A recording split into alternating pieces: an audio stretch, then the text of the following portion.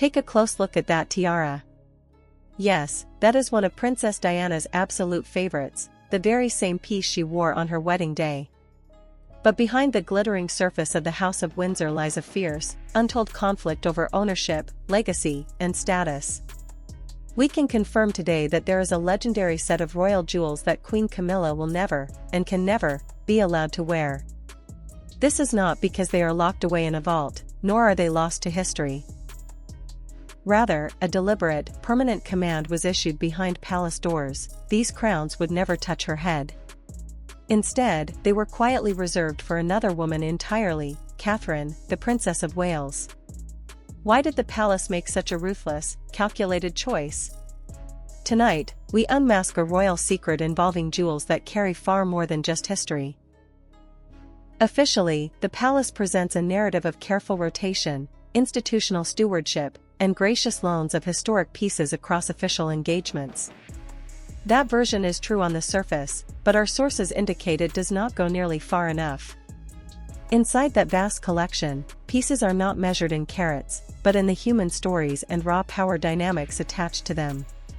The decisions of who wears them, and who does not, are never publicly announced, but they are absolutely final. And Queen Camilla has been quietly, deliberately, and permanently excluded from some of the most significant pieces in the entire royal collection. In the British monarchy, these are not simply decorative objects. They are statements. Every time a senior royal appears in public wearing a specific piece, a high-stakes message is being sent about status, continuity, and exactly who belongs versus who is merely present. The prime example at the center of this strategy is the Girls of Great Britain and Ireland tiara. Gifted to Queen Mary in 1893, and later passed to Queen Elizabeth II in 1947, this historic piece became the defining image of the young monarch. Take a close look at that tiara. Yes, that is one of Princess Diana's absolute favorites, the very same piece she wore on her wedding day. But behind the glittering surface of the House of Windsor lies a fierce, untold conflict over ownership, legacy, and status. We can confirm today that there is a legendary set of royal jewels that Queen Camilla will never, and can never, be allowed to wear. This is not because they are locked away in a vault, nor are they lost to history. Rather, a deliberate, permanent command was issued behind palace doors: these crowns would never touch her head. Instead, they were quietly reserved for another woman entirely, Catherine, the Princess of Wales. Why did the palace make such a ruthless, calculated choice? Tonight, we unmask a royal secret involving jewels that carry far more than just history. Officially, the palace presents a narrative of careful rotation, institutional stewardship, and gracious loans of historic pieces across official engagements. That version is true on the surface, but our sources indicate it does not go nearly far enough. Inside that vast collection, pieces are not measured in carats, but in the human stories and raw power dynamics attached to them. The decisions of who wears them, and who does not, are never publicly announced, but they are absolutely final. And Queen Camilla has been quietly, deliberately, and permanently excluded from some of the most significant pieces in the entire royal collection. In the British monarchy, these are not simply decorative objects. They are statements. Every time a senior royal appears in public wearing a specific piece, a high-stakes message is being sent about status, continuity, and exactly who belongs versus who is merely present. The prime example at the center of this strategy is the Girls of Great Britain and Ireland tiara. Gifted to Queen Mary in 1893, and later passed to Queen Elizabeth II in 1947, this historic piece became the defining image of the young monarch, appearing on stamps and banknotes for a generation. Following the Queen's passing in September 2022, the tiara moved to the new reign. But in a move that sent shockwaves through royal circles, the tiara made its public return in 2024. It was not seen on the head of Queen Camilla. Instead, it was Catherine, the Princess of Wales, channeling her late mother-in-law, sending an undeniable signal to the world about the future of the British crown. The palace does not issue memos about which senior royals are prohibited from wearing which historic pieces. It does not hold press conferences about access restrictions. It does not announce these things at all. What it does instead is considerably more effective. It simply arranges things in a particular way and allows the arrangement to speak for itself. Pieces are made available to some people and quietly unavailable to others. Requests are fulfilled or not fulfilled without explanation. Over time, a pattern emerges that is as clear and as deliberate as any written instruction, even though no written instruction was ever issued. That is precisely how the restriction on Camilla's access to certain pieces operated. Understanding how it worked requires understanding something fundamental about how the royal collection is managed and who, ultimately, has the final word on its use.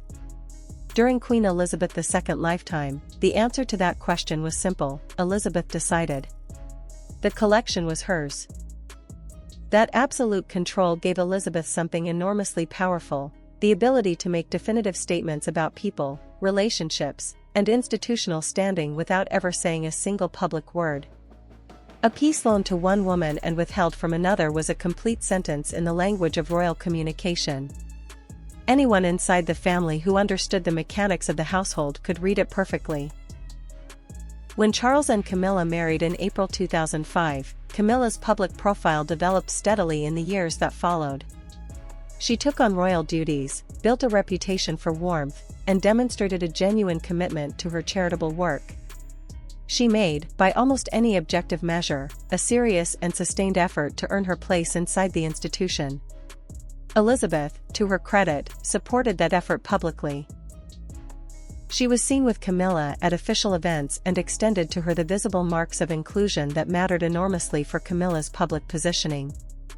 But there were strict, unspoken limits, and those limits were nowhere more visible than in the jewelry. Sources familiar with the management of the royal collection during Elizabeth's reign describe a clear and consistently maintained position regarding certain pieces. Pieces directly associated with Diana were simply never made available to Camilla. They were not discussed, not considered, and never offered. The iconic lover's knot tiara sat silently in storage. The pieces most personally connected to Diana's time as Princess of Wales were managed in a way that kept them entirely outside the rotation available to Charles's new wife. This was not accidental. Sources are consistent on this point. The management of those pieces reflected a deliberate decision made at the highest level and maintained without exception throughout the remainder of Elizabeth's reign. Nobody in the household needed to be told explicitly, the pattern was clear enough. The people responsible for the day-to-day management of the collection understood exactly what was and was not available for Camilla's use, without ever requiring written instructions. What makes this particularly significant is the timing. Sources suggest Elizabeth made this decision very early, not in response to any specific incident or request, and not as a reaction to something Camilla did, said, or asked for. It was proactive. It was a quiet, private, and permanent arrangement designed to protect certain pieces from a future that Elizabeth had already thought through more carefully than most people around her realized. She was thinking about Diana. She was thinking about William. And she was thinking about Catherine even before Catherine and William's relationship had become serious enough to make that thinking anything other than theoretical. That level of foresight is genuinely extraordinary. Elizabeth was managing not just the present, but the future, arranging things in a way that would hold across the transition from her own reign to whatever came next. She was building protections into the collection's management that would outlast her ability to personally enforce them. To a remarkable degree, it worked.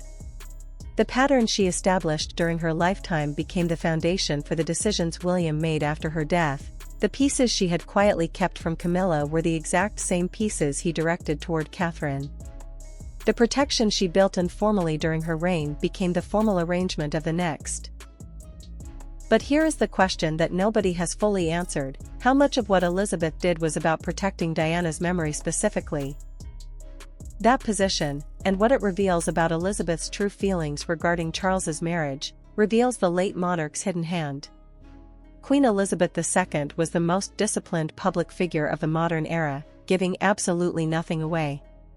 In 70 years of public life, across thousands of official engagements and hundreds of state banquets, she maintained a quality of personal opacity so complete that it became its own kind of legend. You never knew what she was thinking or how she truly felt, you only knew what she chose to show. Which is precisely why the things she did quietly, without announcement, explanation, or any apparent concern for whether anyone noticed, carry such extraordinary weight. When Elizabeth acted without speaking, she was communicating something she had decided was too important to leave to words. Words could be misquoted, taken out of context, or denied. But actions, quiet, consistent, and maintained over years, told the truth in a way that nothing else could. Her management of the royal jewelry collection in the years following Charles and Camilla's marriage was one of those actions. When scrutinized, what you see is a woman who had formed a very clear private view about what certain pieces represented and exactly who they belonged to. It was a view she never stated publicly, a view she implemented through the quiet machinery of collection management, and a view that has shaped the jewelry story of the British royal family in ways that are still unfolding today. Elizabeth's feelings about Camilla remain a subject of considerable complexity and historical dispute. Publicly, she moved from a position of distance to one of visible acceptance with the kind of measured grace that characterized all of her most difficult navigations. She invited Camilla to official events, she was photographed with her warmly, and she made the public gestures that signaled to the world that Charles's wife was an accepted member of the family. But sources close to the Queen during those years describe a private position that was considerably more nuanced than the public display. They describe a monarch who accepted the reality of Charles and Camilla's marriage solely because the alternative was a catastrophic rupture with her son that served no one. She extended the visible marks of inclusion because the institution required it, but maintained, in the private spaces where her real feelings lived, a set of reservations about Camilla that never fully resolved. Tonight, we can reveal those reservations were most clearly expressed through the jewelry. In 2007, just 2 years after Charles and Camilla's wedding, a specific request was made on Camilla's behalf regarding a piece from the royal collection for an upcoming state engagement. The piece requested was not one of the Diana pieces. It was a historically significant item, but one completely free of the personal, emotional weight of the lover's knot or the girls of Great Britain and Ireland tiara. Yet, the request was flatly declined. A completely different piece was made available instead. This pattern repeated itself across the following years. Requests were made, and different pieces were offered. The specific items most closely associated with the direct female line of the Windsor family remained quietly, consistently unavailable. Sources involved in the management of the collection during this period describe the process with careful discretion, but what emerges from their accounts is a picture of a system operating exactly as Elizabeth intended. Pieces were never refused dramatically. Nobody said no in a way that created a confrontation or generated a grievance that could be articulated and addressed. Things were simply arranged in a particular way, and that arrangement reflected the Queen's wishes absolutely. What is particularly revealing is what Elizabeth did during this same period with the very pieces she was protecting. She did not simply put them in storage and leave them there, she thought carefully about their future. According to sources close to her household, she spoke about specific pieces in connection with specific people, and that list did not include Camilla, nor any of the other women then inside the royal family. She was speaking about William's future wife, whoever that would turn out to be. She had decided, apparently very early and with characteristic firmness, that the pieces most personally associated with the direct Windsor female line would pass to the woman William chose. This was envisioned not as a temporary loan, and not as a managed rotation through the collection's usual processes, but as a genuine, personal, and emotionally significant transfer. A continuation of the line that ran from Queen Mary to Elizabeth herself, to Diana, and onward. Camilla was not part of that line. In Elizabeth's private accounting, she never had been. The public acceptance was real and the institutional inclusion was genuine, but the jewelry told a completely different story. The jewelry broadcasted that certain things were not transferable through marriage to a divorced king. That certain pieces carried a form of belonging that was not conferred by a wedding ceremony or a royal title, but by something older and far more fundamental than either. When Catherine finally joined the family, Elizabeth's behavior around the collection shifted in a way that sources describe as quietly, but unmistakably significant. The pieces that had been carefully maintained outside the available rotation began to be discussed differently, and their future began to be considered in a far more concrete and deeply personal way. The question of how this all came together publicly, the moment when Catherine's receipt of these pieces moved from a private family arrangement to a visible institutional reality, is the piece of this story that crystallized everything. It happened in a way that left absolutely no room for ambiguity about what it meant. There are moments in royal life that look, on the surface, like routine protocol. A senior royal appearing at an official engagement wearing a specific piece from the collection, a wardrobe choice noted by royal watchers and discussed briefly before the news cycle moves on. It comes and goes without generating the kind of sustained attention that its true significance deserves. The first time Catherine appeared publicly wearing the Girls of Great Britain and Ireland tiara was one of those moments. It happened in 2024. It was noted, photographed, and discussed in the usual royal commentary circles, and then the conversation moved on. But for the people inside the palace who understood the full history of that piece and the decisions that had governed its management for the previous 2 decades, what they saw that evening was not a routine wardrobe selection. It was the visible completion of an arrangement that Queen Elizabeth had put in place years before her death. A quiet, deliberate, entirely characteristic final move by a woman who had been thinking several steps ahead of everyone around her for the entirety of her 70-year reign. The transfer did not happen overnight, it was the culmination of a process developing across several years. Sources familiar with the process describe a series of conversations that took place between Elizabeth's household and William's office in the period between 2019 and 2022. These were conversations about the long-term management of specific pieces, about which items should be formally transferred versus maintained as general collection loans, and about the distinction between pieces that belong to the institution and. Camilla's name did not appear in connection with any of those reclassified pieces. Not once. Not in any capacity. The reclassification was complete and absolute, executed while Elizabeth was still alive and fully capable of making her wishes known. This was Elizabeth's decision, made clearly, implemented formally, and documented in a way that left zero ambiguity. When Charles ascended the throne in September 2022, he did not attempt to revisit the arrangements Elizabeth had put in place. He did not reopen the question of Camilla's access to the restricted items. Instead, he honored his mother's layout completely.